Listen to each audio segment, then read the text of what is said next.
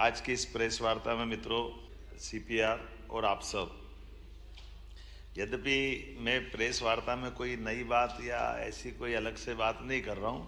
ये हमारे आपके सबके साथ बीते हुए 2 वर्ष के, जिसके आप भी साक्षी हो, और शासन की योजनाओं में कमोबेश अगर हम कोई किसी वर्ग से बात करें तो सबसे पहले प्रेस के वर्ग से ही रूबरू होना पड़ता है, और प्रेस के माध्यम से वो बातें समाज तक, नीचे तक जाती भी है।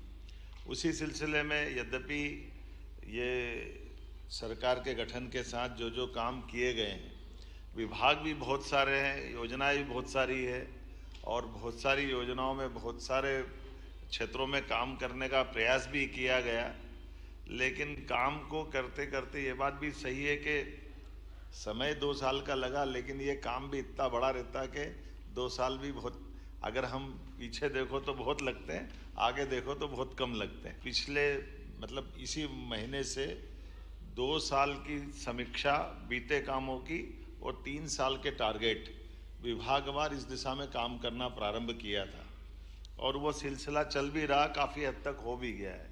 ये थोड़ा नवाचार भी है, क्योंकि आमतौर पर विभाग की समीक्षा बजट के साथ साथ 1 साल में 2 बार विभाग की पर चर्चा आमतौर पर मुख्यमंत्री के साथ होती थी।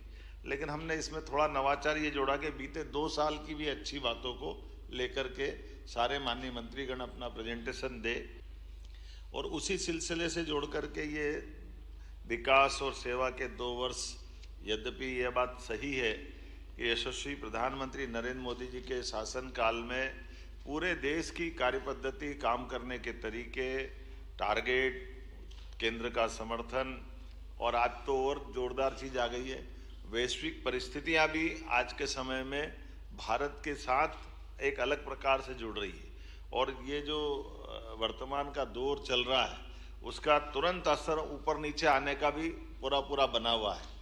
हम सब देखते हैं 85 के बाद 87-88 से छोटे छोटे दलम बन करके नक्सलाइट अपना अपना टेरिटरी बनाने लगे, और उस टेरिटरी के बीच में से ये नया अनुभव आया था। हम कभी सोचते नहीं थे आदिवासी अंचल, भूला भाला हमारा छत्तीसगढ़ का बेल्ट, या मंडला, बालाघाट, डिंडोरी तक के इस बेल्ट में कभी पहला तो संयुक्त मध्य प्रदेश था, 90 के बाद वो दौर बदला, और 2002-3 तक आते आते 2 राज्यों में बदल गया। लेकिन घटनाएं घटने लगी, और उसमें क्या क्या हुआ ये दोहराना नहीं चाहूँगा, कल की प्रेस कॉन्फ्रेंस में मैंने बोल दिया उन सारी बातों को। 90 से पहली घटना सामने आती है, 88-89 से दल गठन होने लगे, और बाद के घटनाक्रम में तो ये हुआ कि 17 पुलिसकर्मियों की 95 में एक तरह से हत्या होती है। ये पहली बार हमारे राज्य में हुआ है कि पूरी की पूरी बस के हमारे सशस्त्र बलों का एक तरह से बहुत भीषण वो नरसंहार जैसा हुआ। बाद में तो उसका परिणति ये भी हुई कि चुने हुए मंत्री के अपने घर से राज्य के मंत्री को बुला बाहर निकाल करके थाने के पास कुल्हाड़ी से हत्या कर दे। ये मध्य प्रदेश में पहली बार ऐसा हुआ था, कभी सोचा ना समझा। लेकिन आज़ादी के बाद राज्य और केंद्र की सरकार दोनों जगह एक दल की सरकार थी। हमें गर्व है इस बात का कि माननीय प्रधानमंत्री ने तय किया, और माननीय गृह मंत्री जी ने लगातार ध्यान दे करके, जो 35-37 साल पुरानी एक चुनौती थी 2-4 साल के समय में, और अब तो डेडलाइन डिसाइड की। सच में जब उनने डेडलाइन डिसाइड की कि मार्च 2026 तक नक्सल वाली मूवमेंट समाप्त कर देंगे, तो बड़ा सुन के अच्छा भी लगा। लेकिन बीते साल जब बात की, क्योंकि मैं अपने राज्य की दृष्टि से अगर देख के बताऊंगा तो आप सब जानते हैं हमारा भौगोलिक रूप से इतना बड़ा मंडला, बालाघाट, डिंडोरी का क्षेत्र, जिसमें रिजर्व फॉरेस्ट इतना बड़ा, ऐसे में 25-30-40 लोगों को खोज के निकालना यही चुनौती रहती। लगातार 20-25 साल तक लाल सलाम ने जो माहौल बनाया कि फॉरेस्ट के अधिकारी से लेकर के सारे लोग, लेकिन ये सौगात भी मिली कि पहले तो हमारे अपने भी इस घटनाक्रम में बहुत दर्दनाक हादसे हुए। जिस आशीष शर्मा को हमने प्रमोट करके टीआई बनाया, कुछ समय पहले उनकी बलिदान भी हुआ, ये दर्दनाक भी था। लेकिन मुझे इस बात की प्रसन्नता के कुछ अच्छे पुलिस अफसर जिनने खुद ने मांग कर बालाघाट की ड्यूटी ली, मैं अपने आईपीएस अधिकारियों को बधाई देना चाहूँगा। आमतौर पर आईएएस आईपीएस पे कई बार सुविधा की और तमाम प्रकार की बातें आती हैं, लेकिन यहाँ के अपने इस राज्य के बहादुर अफसरों ने पोस्टिंग मांग के लिए और टारगेट लिया कि हाँ हम ये करके देंगे। 1 साल के अंदर 10 दुर्दांत आतंकवादियों के समान या नक्सलाइटों को हमने ढेर किया मैदान में, और ये संदेश दिया कि आप अगर लड़ना चाहते हो तो हमारा पुलिस फोर्स आपसे निपटने में सक्षम है, और अगर आप सरेंडर करोगे तो पुनर्वास पॉलिसी में हम आपके लिए वो व्यवस्था कर सकते हैं। और ये दोनों नीतियों का कारगर रूप बना के हमारे लिए कुछ हमने जब मोबाइल फ़ोन उनके टेप सुने थे, दलों के अंदर इस बात की होड़ लगी कि पहले सरेंडर कौन कर रहा है, और हमने आखिरी परिणाम देखा कि 42 दिन में 42 सरेंडर हुए और 10 नक्सलाइटों को ढेर किया। लेकिन समान रूप से नक्सलाइटों के खिलाफ जो मूवमेंट बनाया उसका बड़ा लाभ मिला। दूसरी बात करना चाहूँगा नदी जोड़ो अभियान की। ये भी बहुत बड़ा अभियान था, असंभव जैसा था, लेकिन केन बेतवा नदी जोड़ो का जो लाभ मिला बहुत तेज गति से, और अब तो रोज नए नए जिले जुड़ रहे हैं।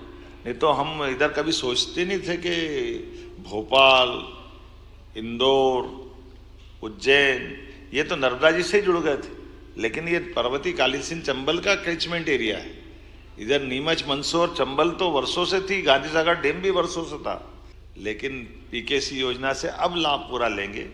ये पीकेसी नहीं, पीकेसी ने तो और एक नया दौर लिखा। माननीय प्रधानमंत्री जी ने जयपुर के अंदर भाषण में जिसको कोड किया श्रीमान नरेंद्र मोदी जी के शब्दों में, कि आज का ये जो पीकेसी पार्वती कालीसिंध चंबल योजना का शुभारंभ ये नए युग की सूत्रपात है। जब 2 राज्यों के बीच सालों से झगड़े चलते हैं हाई कोर्ट, सुप्रीम कोर्ट में, उसी के साथ मंदाकिनी चित्रकूट के अंदर केन बेतवा का फिर रिवाइज प्रोजेक्ट दिया, जिसके आधार पर हमारी चित्रकूट की धारा भी सरसब्ज होगी, चित्रकूट का धाम भी जगमगाए। ये पार्वती कालीसिंध चंबल योजना, और उसमें और नवाचार कैसे हुए, जल की रचनाओं पे भी जब ध्यान जाता तो आमतौर पर तीर्थ की रचना नदी माताओं के माध्यम से होती है। अकेले उज्जैन को देखें तो उज्जैन की क्षिप्रा नदी में 2 चुनौतियां हमको थी। सिमस तो 80 में भी हुआ, 92 में भी हुआ, 2004 और 2016 में, लेकिन 80, 92 और 2004 तक जब सिमस्त हुआ तो क्षिप्रा जी के जल में स्नान करने जो साधु संत सहित धार्मिक श्रद्धालु आए, उन्होंने गंभीर के पानी में स्नान किया। धन्यवाद देना चाहूँगा हमारे इरिगेशन डिपार्टमेंट के लोगों को, जिन्होंने इस चुनौती को लिया और हमने इस सिमस्त में क्षिप्रा जी के जल से स्नान करने का प्रबंधन कर लिया। बड़ी नदियों को राज्य के बाहर भी जोड़ने का अगर हम बड़ा एक रिकॉर्ड बना रहे हैं, जब यूपी के साथ केन बेतवा का बना रहे हैं, पार्वती कालीसिंध चंबल के साथ राजस्थान का, या ताप्ती के साथ महाराष्ट्र का, तो एक राज्य के अंदर भी 2 नदी जोड़ो अभियान चलना चाहिए। ऐसे एक नहीं कई प्रयोग हमने और किए। उदाहरण के लिए आपने सबने देखा होगा, यही भोपाल में GIS नहीं होती थी, रीजनल इंडस्ट्री कॉन्क्लेव नहीं होती थी। उद्योग के मामले में एग्रीकल्चर ग्रोथ रेट तो हमारी बहुत अच्छी थी, लेकिन एग्रीकल्चर ग्रोथ रेट के अलावा भी हमारे राज्य के अंदर इंडस्ट्री जब तक नहीं आएगी तब तक हमारी ठोस अर्थव्यवस्था पे प्रश्न खड़ा होता था। और उस व्यवस्था पे विचार करने के बाद हमने निर्णय किया कि रीजनल इंडस्ट्री कॉन्क्लेव होना चाहिए। तो छोटे छोटे संभाग केंद्रों पर, मानता हूँ ग्वालियर, जबलपुर तो बड़े थे, भोपाल भी बड़ा था, लेकिन इंडस्ट्री कॉन्क्लेव पहली बार हुई। कई लोग आश्चर्य जब हम कर रहे थे कि बड़े बड़े उद्योगपति आकर के कहते ग्वालियर में हम पहली बार आए, जबलपुर पहली बार आए। तो जब जबलपुर ग्वालियर तो आए, लेकिन सागर और नर्मदापुरम में भी और शहडोल में तो जो हमारा इस्पात का कारखाना TMT सरिया वाले ने लगाया, वो अग्रवाल जी आकर बोलते कि मैं तो बिल्कुल पास का छत्तीसगढ़ का ही हूँ, लेकिन मुझे ध्यान ही नहीं गया कि शहडोल में भी हो सकता है क्या। ये 3000 करोड़ का बड़ा एक इंडस्ट्री का पार्क ऐसे निवाड़ी जैसे जगह जिले में, और अलग अलग नेचर की सब क्षेत्रों में। अब खाद का कारखाना सागर में चालू हो जाए, ये भी आश्चर्य है। और खाद भी कौन सा, जिसके लिए 12-32-16 NPK, यूरिया। अब ये हमारे राज्य के अंदर आज अधिकांश खाद तो हमारा झाबुआ और सागर से ही पूरा हो रहा है, केवल भारत सरकार की परमिशन चाहिए, बाकी तो अपने राज्य में ही बन रहा है। अब ये भी एक थोड़ा नया और चुनौती वाला भी है कि केवल रसिया पे डिपेंड नहीं है, हम तो हमारे राज्य में बना रहे हैं, और हमारे राज्य के अंदर उद्योगपति उसको दे भी रहे। ये एक नहीं, ऐसी कई सारी सौगात है। लेकिन आज जब मैं आपसे बात कर रहा हूं तो ये सारा मैटर तो आपके पास पहुंच ही गया है। जिस प्रकार से समय बदला है और समय के साथ ऊर्जा के क्षेत्र में पूरे देश में सबसे सस्ती बिजली अगर कोई दे रहा है तो अपना राज्य दे रहा है। हमारा सबसे लोएस्ट रेट बिजली में गया है और इसके आधार पर ओंकारेश्वर और ये बड़े बड़े प्रोजेक्ट तो हमारे हैं, आगर, नीमच, सोलर पार्क भी 2000 मेगावाट का, और कंपोजिट यूपी और हमारा 6 महीने वो वापर लेंगे, 6 महीने हम वापर लेंगे। पानी की तो हम बदला बदली करी ना, बिजली का भी आपस में साझेदारी कर रहे हैं, 2 राज्य आगे बढ़ते हुए। तो ये जो हमारा जो मुरैना का जो बीहड़ का जंगल है, इसका बेहतर से बेहतर उपयोग कैसे कर सकते हैं। आज ये बदलते दौर में हमारी आने वाले समय के टारगेट भी बड़े हैं। साइबर तहसील के आधार पर भारत सरकार ने पहला पुरस्कार मध्य प्रदेश को दिया है। 19 धार्मिक नगरियों में शराबबंदी, ये हमने अपने धार्मिक नगरियों के प्रति ये जो प्रतिबद्धता बताई, विभिन्न लोक बना करके नर्मदा परिक्रमा के लिए, परिक्रमा वासियों के लिए शेड बनाना, घाट बनाना, सभी प्रकार की सुविधा जुटाना, और चित्रकूट का धाम भी आनंद के साथ। आप बताइए, जन सहभागिता के आधार पर चित्रकूट का मुख्य मार्ग, जिसमें बड़े से बड़े संतों ने और सब लोगों ने अपनी सहभागिता देते हुए, जब अयोध्या अच्छा हो गया तो चित्रकूट भी होना चाहिए। उसी प्रकार से ओरछा का राजा राम का भी आनंद अलग प्रकार से दिखाई दे रहा है। 1000 रुपया प्रति बहन लाडली बहना योजना से प्रारंभ हुई योजना, जो 2023 जून से प्रारंभ हुई थी, दिसंबर में हमारी सरकार बन गई, तो 2024 में हमने 250 रुपये बढ़ाए, 2025 में 250 बढ़ाए, आज की स्थिति में 1500 रुपये प्रति लाडली बहना, जिसके आधार पर लगभग 1850 रुपये पर महीने हम निर्बाध गति से दे रहे हैं। ये हमारी सरकार की गति है। उम्मीद कर रहे हैं कि हम आने वाले समय में इस योजना के बलबूते पर नारी सशक्तिकरण की इस महती योजना में और बड़ी भूमिका अदा करेंगे, जिसके आधार पर जो हमारा कमिटमेंट है वो हम सब पूरा करते जाएंगे।